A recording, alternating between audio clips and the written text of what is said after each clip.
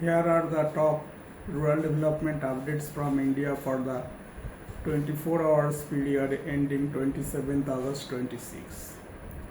NABARD and NABFED has signed an agreement for joint financing of rural infrastructure covering irrigation, drinking water, sanitation, rural roads, bridges, warehouses, cold chains, terminal markets and compressed biogas projects.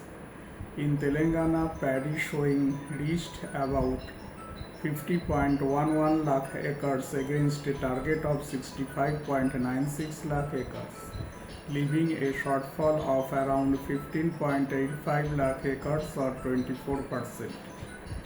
Karnataka has declared 101 talukas drought affected. Of these, 89 are classified as severely affected and 12 as moderately affected following continuing rainfall deficiency. Andhra Pradesh is also reporting several rainfall stress with an estimated 51% rainfall deficit. The state response includes dynamic drought risk grading, satellite monitoring, crop advisories, and allied sector support. Tamil Nadu will release water from Mettur Reservoir from 1st September for 45 days to support irrigation in Kaveri Delta districts including Tanjavur, Tiruvallur and Nagapattinam. In Bihar, more than 4,000 people were evacuated after increased discharge through the Valmiki Nagar barrage following heavy rainfall in upstream Nepal. Farmers in western Odisha have raised concerns about agri-stack linked registration and its possible effect on paddy procurement. Their demands include correction of land record discrepancies and registration facilities at Gram Panchayat level. In Uttarakhand, IRRI and Gramya Vikas Samiti are working under an IFAD supported rural enterprise program to strengthen specialty and traditional rice value chain through quality seed, improved cultivation, post-harvest management and market access. In Jammu Kashmir, the Rural Livelihood Program now connects more than 8.14 lakh women through approximately 97,000 self-help groups. In the Khaur border region alone, an enterprise network reportedly supports nearly 3,000 women. In Palghar, Maharashtra, health screening and water testing were initiated at a tribal residential school following the death of a 7-year-old child.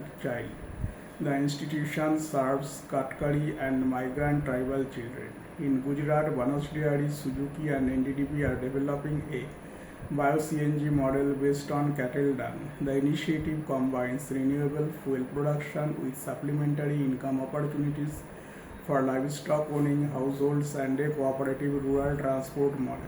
Tripura's Samriddhi 3.0 campaign generated self-help group credit applications worth approximately 344 crore rupees compared with a campaign target of 220 crore. Around 310 crore has reportedly been sanctioned.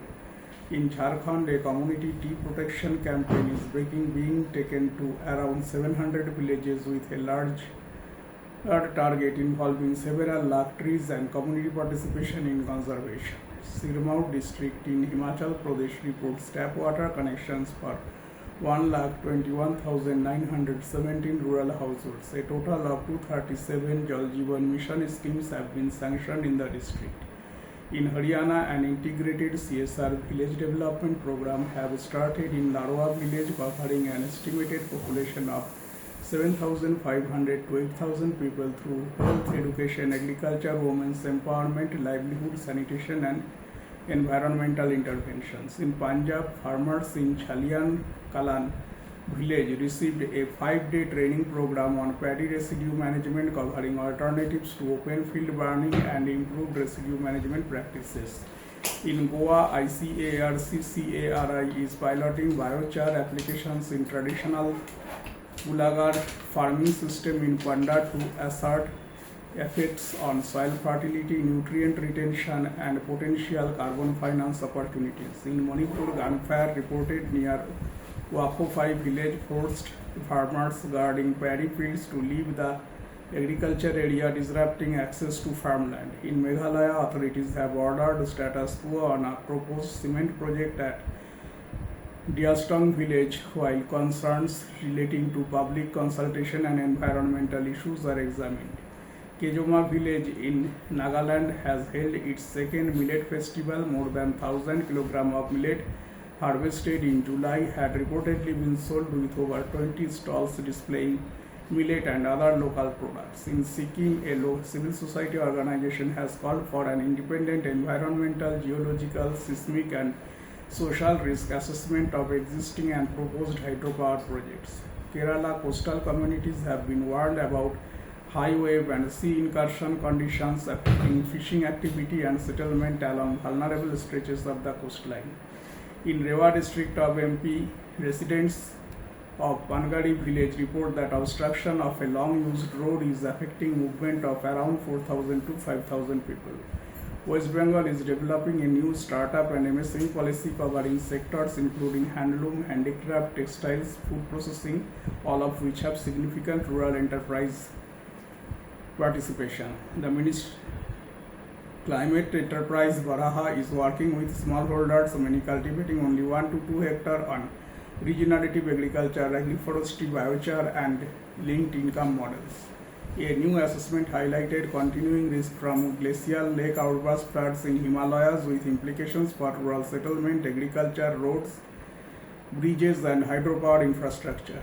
A Mongabe India analysis has called for district-level flood risk planning in Assam alongside existing embankment-based and basin-level flood management systems.